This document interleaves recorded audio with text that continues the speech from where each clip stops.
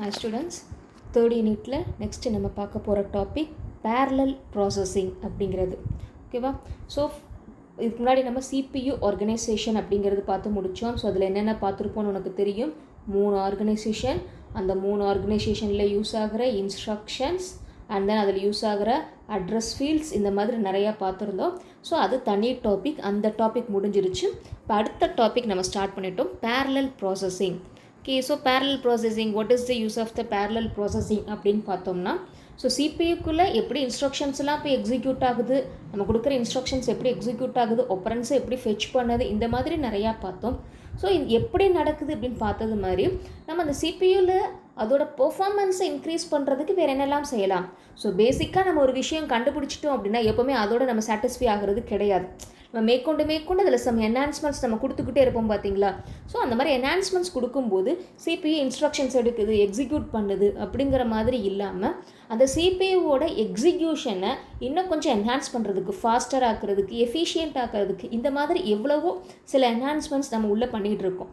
So அந்த என்ஹான்ஸ்மெண்ட்ஸில் ஒரு ப்ராசஸ்ஸாக ஒரு சம்திங், ஒரு சின்ன என்ஹான்ஸ்மெண்ட்ஸாக இந்த parallel processing அப்படிங்கிறது. ஓகேவா? ஸோ இப்போ இந்த parallel processingனா என்ன அப்படிங்கிறத பார்ப்போம். ஸோ parallel processing அப்படிங்கிறது உனக்கு லிட்ரலாக பார்த்தா பேரலாக அட் அ டைமில் 2-3 ஒர்க் சேர்ந்து நடக்கிறது. ஓகேவா? ஸோ உனக்கு ஒன்று சம்மந்தமில்லாத சில வேலைகள் வீட்டுக்குள்ளே அட் அ டைமில் வந்து நடக்கும். ஃபார் எக்ஸாம்பிள் சொல்லணும் அப்படின்னா, நீ வீட்டில் டிவி பார்த்துக்கிட்டு இருக்கலாம், உன்னோட சிஸ்டரோ பிரதரோ ரேடியோ கேட்டுகிட்டு இருக்கலாம், இல்லை வேறு ஒரு எலக்ட்ரானிக் ஐட்டம் ஓடிக்கிட்டு இருக்கலாம். ஸோ இந்த மாதிரி எல்லாமே வந்து ஜென்ரலைஸ்டாக வீட்டுக்குள்ளே தான் நடக்குது. ஆனால் பேரலாக ஒன்றுத்துக்கு ஒன்று வந்து கனெக்ஷன் இல்லாமல் அட் அ டைமில் கன்கரண்ட்டாக நடந்துக்கிட்டே இருக்குது. ஸோ அந்த மாதிரி ப்ராசஸிங்கை நம்ம பொதுவாக parallel process அப்படின்னு நம்ம சொல்லுவோம்.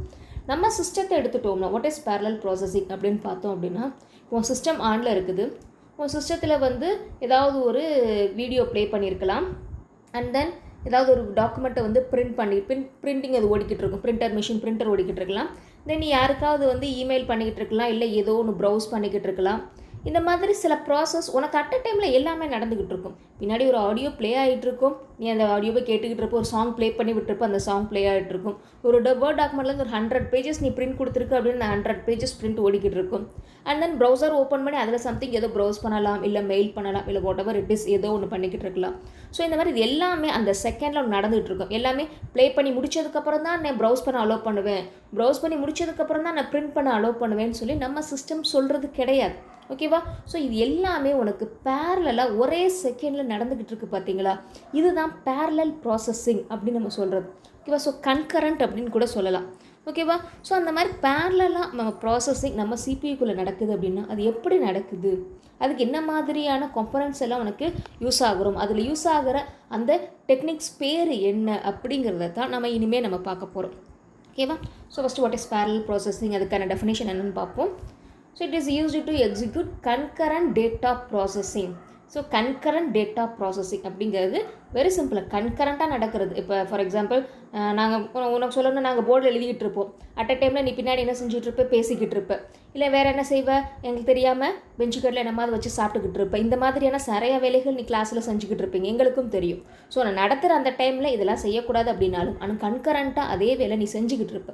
ஸோ அட் அ டைமில் 2 வேலையும் ஒரே டைமில் நீ பண்ணிக்கிட்டு இருக்க அப்படின்னா அதுதான் கன்கரண்ட் ப்ராசஸிங் அப்படின்னு நம்ம சொல்லுவோம். ஸோ அந்த மாதிரியான ஒரு கன்கரண்ட் டேட்டா ப்ராசஸிங்கை எக்ஸிக்யூட் பண்ணுறதுக்கு யூஸ் ஆகிற ஒரு கான்செப்ட் தான் parallel processing அப்படிங்கிறது.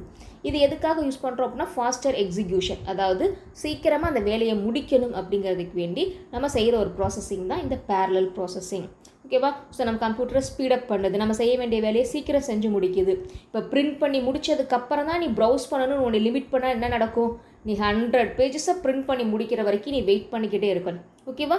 ஸோ அந்த மாதிரி இல்லாமல் இது பிரிண்டிங் போயிட்டுருக்கேலே நீ ப்ரௌஸ் பண்ண முடியுது அப்படிங்கிற போது நமக்கு நம்மளோட வேலையை ஈஸியாக்குது இல்லையா. ஸோ அந்த மாதிரி நம்மளோட கேப்பபிலிட்டியை, கம்ப்யூட்டர் யூசேஜ் கேப்பபிலிட்டி இன்க்ரீஸ் பண்ணுது. And it is established by distributing the data among the multiple functional units. ஓகேவா? ஸோ இதுக்கு ரீசன் என்ன அப்படின்னா, நம்மளோட டேட்டாவை நிறையா ஃபங்க்ஷனல் யூனிட்ஸுக்குள்ளே அது பிரித்து கொடுக்குது. நம்மளோட சிஸ்டத்துக்குள்ளே நிறைய ஃபங்க்ஷனல் யூனிட்ஸ் இருக்கும். ஸோ நம்ம ஒரு டேட்டா கொடுக்குறோம் அப்படின்னா, ஒரு டேட்டா கொடுக்குறோம் அப்படின்னா அது வந்து நிறைய பிளேன் மட்டும் இல்லை, பொதுவாக நீ கொடுக்குற எந்த ஒரு இன்ஸ்ட்ரக்ஷன்ஸுமே வந்து அதுக்கு கரஸ்பாண்டிங்கான ஒரு ஃபங்க்ஷனல் யூனிட்டுக்குள்ளே போய் டிஸ்ட்ரிபியூட் பண்ணும். ஓகேவா?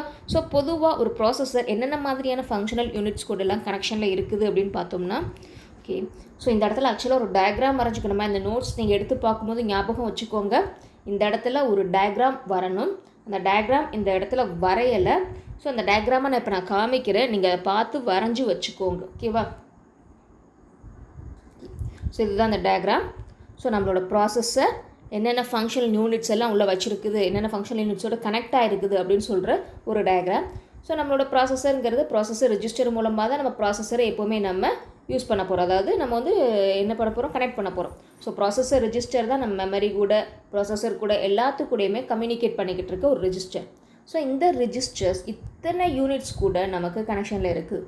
சிம்பிளாக சொன்னால் நம்ம ஏஎல்யூ யூனிட்னு சொல்லிட்டு போயிடுவோம். ஆனால் இண்டிவிஜுவலாக அதுக்குள்ளே இருக்கிற ஒவ்வொரு ஃபங்க்ஷனல் யூனிட்ஸ் பற்றி தெரிஞ்சாதான், இப்போ நீ அடிஷன் பண்ணணும் அப்படின்னா ஏஎல்யூக்குள்ளே அடிஷன் பண்ணணும் அப்படின்னா, ஸோ ஒரு அடிஷன் ப்ராசஸ் முடிஞ்சதுக்கப்புறம் தான் அடுத்த மல்டிப்ளிகேஷன் ப்ராசஸ் பண்ணணும் அப்படிங்கிறது கிடையாது.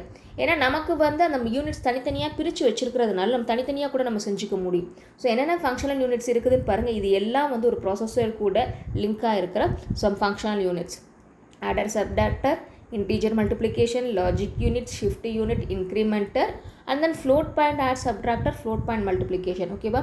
ஸோ இன்டீஜருக்கு தனியாக ஒரு ஆடர் சப்ட்ராக்டர் இருக்குது, ஃப்ளோட் பாயிண்ட்டுக்கு தனியாக ஒரு ஆடர் சப்ட்ராக்டர், மல்டிப்ளிகேஷன்ஸ், இது எல்லாமே இருக்குது.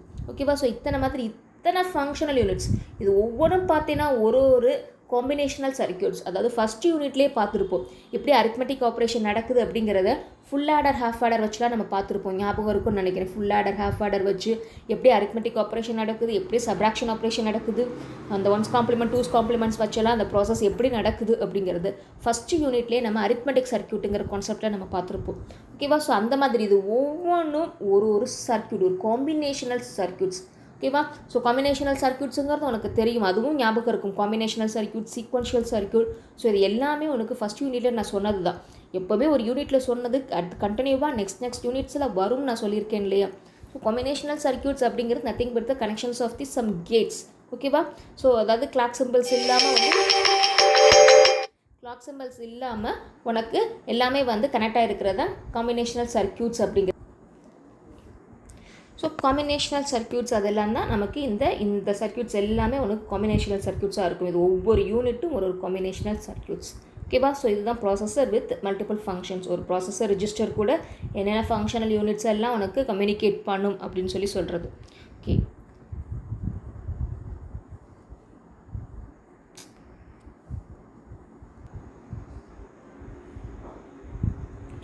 ஸோ இந்த டயக்ராம் பார்த்துருப்பீங்க. ஸோ இந்த diagram shows the execution unit is divided into 8 functional units operating in parallel. So நம்ம அந்த 8 யூனிட்ஸ் பார்த்தோம் இல்லையா, ஷிஃப்ட்டு, லாஜிக்கு, இன்டீஜர் மல்டிப்ளிகேஷன், அது ஒவ்வொன்றும் உனக்கு பேரலாக உனக்கு ஆப்ரேட் பண்ண முடியும்.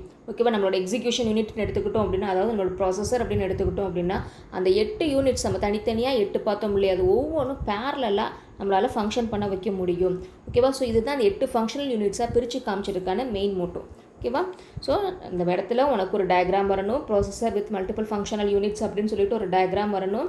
ஸோ அந்த டயக்ராம் இந்த வீடியோவை பார்த்து நீயாக வரைஞ்சிக்கோங்க. ப்ராசஸர் ரெஜிஸ்டர் ஒரு 8 ஃபங்க்ஷனல் யூனிட்ஸ் கூட உனக்கு கம்யூனிகேட் பண்ணும். அது எப்படி கம்யூனிகேட் பண்ணுது அப்படிங்கிறது எல்லாத்தையும் நீ அந்த டயக்ராமை பார்த்து இந்த வீடியோவில் இருக்கிற அந்த டயக்ராமை ஒரு நிமிஷம் பாஸ்போர்ட் வச்சு அந்த இடத்துல நீ வரைஞ்சி வச்சுக்கோங்க. ஓகேவா? ஸோ இந்த ஃபங்க்ஷனல் யூனிட்ஸ் அப்படிங்கிறது பேரலாக ஒர்க் ஆகும் அப்படின்னு சொல்கிறோம், வேறு ஒன்றும் கிடையாது.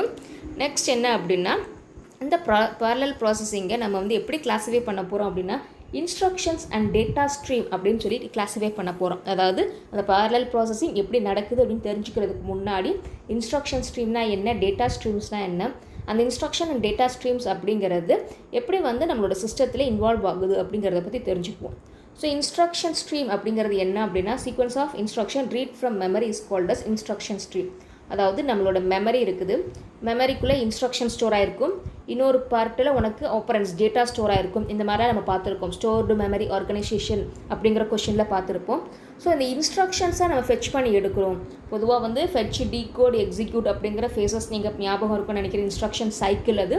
ஓகேவா? ஸோ அதுபடி பார்த்தோம் அப்படின்னா இன்ஸ்ட்ரக்ஷன் ஃபெச், இன்ஸ்ட்ரக்ஷன் டீகோட், இன்னும் அதை கொஞ்சம் டீட்டெயிலாக பார்த்தோம்னா இன்னும் ஒரு 5 ஃபேஸாக நம்ம பிரிக்கலாம். Instruction fetch, instruction decode, operand fetch, operand decode and operand store இப்படின்னு ஒரு 5 ஃபேஸ் பொதுவாக வந்து ஒரு இன்ஸ்ட்ரக்ஷன்ஸோட எக்ஸிக்யூஷனில் நம்ம சொல்லுவோம். ஒரு எக்ஸிக்யூஷன் ஃபேஸ் அப்படின்னா ஏதாவது ஒன்று எக்ஸிக்யூட் ஆகுதுன்னா இந்த 5 ஃபேஸஸ் நடக்கும். ஸோ இன்ஸ்ட்ரக்ஷனை ஃபெச் பண்ணி டீகோட் பண்ணுறது, ஆப்பரண்ட்டை ஃபெச் பண்ணி டீகோட் பண்ணுறது, ஃபைனலாக நமக்கு கிடைச்ச ரிசல்ட்டை ஸ்டோர் பண்ணுறது, இப்படின்னு 5 ஃபேஸஸாக நமக்கு ஒரு எக்ஸிக்யூஷன் நடக்கும். ஸோ அதில் நம்ம suppose we are going to fetch the instruction from our memory அப்படின்னா இன்ஸ்ட்ரக்ஷனல் ஸ்ட்ரீம் வழியாக நம்ம அந்த இன்ஸ்ட்ரக்ஷன்ஸை ஃபெச் பண்ணுவோம். அதாவது இங்கேருந்து நம்ம போகுது அப்படின்னா அது தனியாக நம்ம இன்ஸ்ட்ரக்ஷன் பஸ்ஸுன்னு வேணால் வச்சுக்கோங்களேன். உனக்கு ஒரு வீடியோ உனக்கு காமிச்சிருப்பேன், ஞாபகம் இருக்குன்னு நினைக்கிறேன். ஒரு 3 பஸ் இருக்கும், 3 கலரில் உனக்கு வயர் காமிச்சிருப்பேன். இன்ஸ்ட்ரக்ஷன்ஸ் போகிறது, டேட்டாஸ் போகிறது, ப்ராசஸிங்க்கு போகிறதுன்னு சொல்லி தனித்தனியாக 3 கலர் வயர் காமிச்சு ஒரு தடவை உனக்கு ஒரு வீடியோ நடத்தி ஷேர் பண்ணியிருந்திருப்பேன். நீங்கள் இந்த வீடியோ கோத்ரூ பண்ணி பார்த்துக்கோங்க. ஸோ அந்த மாதிரி இந்த இன்ஸ்ட்ரக்ஷன் ஸ்ட்ரீம்ஸ் வழியாக இன்ஸ்ட்ரக்ஷன்ஸை மட்டும் தான் நம்ம ஃபெச் பண்ணி எடுக்க முடியும். ஓகேவா? கிட்டத்தட்ட நம்ம C++எல்லாம் இன்புட் அவுட்புட் ஸ்ட்ரீம்ஸ்னு பார்த்துருப்பீங்க. அண்ட் தென் நீங்கள் ஜாவா படிச்சிருக்கீங்களா லாஸ்ட் செமஸ்டர்? ஓகே, அது இனிமேல் தான் படிப்பீங்கன்னு நினைக்கிறேன். ஸோ அந்த C++ல இன்புட் ஸ்ட்ரீம் அவுட்புட் ஸ்ட்ரீம் சொல்லுவோம்ல. இப்போ printf அப்படின்னு ஃபங்க்ஷன் இருந்துச்சுன்னா அது ஒரு டேட்டாவை அவுட்புட் கொடுக்குறதுக்கு மட்டும், scanfன்னு இருந்துச்சுன்னா இன்புட் வாங்குறதுக்கு மட்டும் அப்படின்னு இருக்குது இல்லையா? ஸோ அதெல்லாம் வந்து ஸ்ட்ரீம்ஸ்னு சொல்லுவோம். ஸோ ஸ்ட்ரீம் அப்படிங்கிறது பொதுவாக ஒரு பைப்லைன் மாதிரி நினச்சிக்கோங்க. ஸோ இது வழியாக உள்ளே போய் இது வழியாக மட்டும்தான் வெளியே வர முடியும் இருக்கிற மாதிரியான ஒரு கான்செப்ட். ஸோ அந்த மாதிரி இன்ஸ்ட்ரக்ஷன் ஸ்ட்ரீமுங்கிறது லைக்கஸ் அந்த மாதிரி ஒரு வயர்டு கான்செப்ட் மாதிரி நினச்சிக்கோங்க. நம்ம இன்ஸ்ட்ரக்ஷனை ஃபெச் பண்ணி எடுக்கிறதுக்கு யூஸ் ஆகிற ஒரு காம்பனண்ட் தான் நம்மளோட instruction stream. So a sequence of instructions read from memory is called as the instruction stream.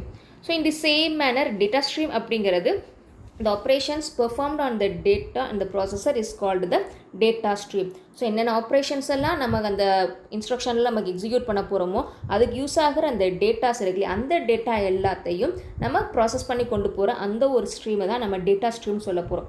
So instruction stream and data stream அப்படின்னு 2 ஸ்ட்ரீம்ஸ் இப்போ நம்ம ப்ராசஸரோட கனெக்ஷனில் இருக்க போது. இன்ஸ்ட்ரக்ஷன் ஸ்ட்ரீமுங்கிறது மெமரியிலேருந்து நம்ம இன்ஸ்ட்ரக்ஷனை ரீட் பண்ணுறது, டேட்டா ஸ்ட்ரீம் அப்படிங்கிறது நம்ம ஆப்ரேஷன்ஸ் பெர்ஃபார்ம் ஆக போகிற அந்த டேட்டா நம்ம ப்ராசஸரில் எப்படி இன்வால்வ் ஆகுது அப்படின்னு சொல்கிறது டேட்டா ஸ்ட்ரீம். ஓகேவா? ஸோ இந்த instruction stream and data stream இது ரெண்டையும் வச்சு நம்மளோட கம்ப்யூட்டர் ஒரு சில குரூப்ஸாக கிளாஸிஃபை பண்ணி வச்சுருக்கோம். அது என்னென்ன குரூப் அப்படின்னா single instruction stream, single data stream, அதாவது SISG அப்படின்னு சொல்லுவோம். Single instruction, single data. ஓகேவா? இதில் வந்து ஒரே ஒரு கண்ட்ரோல் யூனிட் இருக்கும், ஒரு ப்ராசஸர் யூனிட் இருக்கும், ஒரு மெமரி யூனிட் இருக்கும். கிட்டத்தட்ட இதை பற்றி தான் இத்தனை நாள் நம்ம பார்த்துக்கிட்டு இருந்தோம். ஓகேவா? ஒரு சிங்கிள் இன்ஸ்ட்ரக்ஷனை ஃபெச் பண்ணி எடுக்கிறது, அதே மாதிரி ஒரு சிங்கிள் டேட்டா ஸ்ட்ரீம் இருக்கும், அதை யூஸ் பண்ணி நம்ம டேட்டாவை வாங்குறது அண்ட் தென் டேட்டாவை புட் பண்ணுறது. ஓகேவா? ஸோ இந்த மாதிரி ஒரே ஒரு யூனிட் ப்ராசஸர்னு சொல்லுவோம். சிங்கிள் ப்ராசஸர், ஒரு ப்ராசஸ் மட்டும்தான் நடக்கும், அந்த மாதிரியான ஒரு கிளாஸிஃபிகேஷன் இருக்கிற சிஸ்டத்தில் இந்த கிளாஸிஃபிகேஷன் ஆஃப் இன்ஸ்ட்ரக்ஷன் செட்டு தான் நமக்கு யூஸ் பண்ணுவோம். ஓகேவா? ஸோ அடுத்த கிளாஸிஃபிகேஷன் என்ன அப்படின்னா single instruction stream, multiple data stream, அதாவது SIMD அப்படின்னு சொல்லுவோம். பொதுவாக 4 இருக்குது. Single instruction, single multiple, single multiple. அதே மாதிரி இன்ஸ்ட்ரக்ஷன் டேட்டா அப்படின்னு எடுத்துட்டோம் அப்படின்னா SISD, அந்த மாதிரி 4 இருக்கும். சரியா? So SISD, MIMD and then SIMD, MIMD அப்படின்னு சொல்லிட்டு உனக்கு 4 இருக்கும். ஓகேவா? ஸோ அதில் 4ல் single instruction, single data stream மாதிரி, இது அடுத்தது multiple instruction, multiple data stream. ஓகேவா? ஸோ இதில் என்ன நடக்க போகுது அப்படின்னா டஸ் மல்டிபிள் ப்ராசஸர் யூனிட். நிறைய ப்ராசஸிங் யூனிட்ஸ் இருக்கலாம், ஒரு கண்ட்ரோல் யூனிட்கில் நிறைய ப்ராசஸிங் யூனிட்ஸ் இருக்கலாம். இப்போ நீங்கள் வந்து மல்டிகோர் ஆர்கிடெக்சர் இந்த மாதிரி நிறைய ஆர்கிடெக்சர்ஸ் பற்றிலாம் நீங்கள் படிச்சிருப்பீங்க. ஸோ அந்த மாதிரி நிறைய ப்ராசஸிங் யூனிட்ஸ் இருக்கலாம்.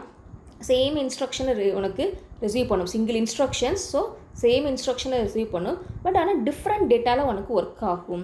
Okay, so next one is the multiple instruction stream and single data stream.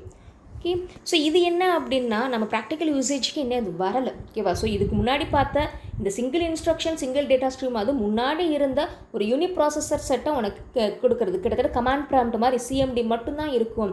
இது வந்து ஒரு ஃபைலை ஓப்பன் பண்ணணும்னா கூட நம்ம கோடிங் எழுதி தான் ஓப்பன் பண்ணணும். அந்த மாதிரியான ஒரு கான்செப்டில் இருந்த one of the classification, system classification தான் உனக்கு இந்த கிளாஸிஃபிகேஷனுக்கு கீழே வரும். Single instruction stream and multiple data ஸ்ட்ரீம்ங்கிறது ஓரளவுக்கு யூசேஜில் இருக்கிறதா. ஓகேவா? ஸோ ஒரே ஒரு இன்ஸ்ட்ரக்ஷன்ஸ் எடுக்கும், ஆனால் டேட்டாஸ் எத்தனை டேட்டாஸ்னாலும் நம்மகிட்ட இருந்து வாங்க முடியும். And then multiple instruction stream, single data stream அப்படிங்கிறது யூசேஜிலே இல்லாத ஒரு சிஸ்டம் கிளாஸிஃபிகேஷன்.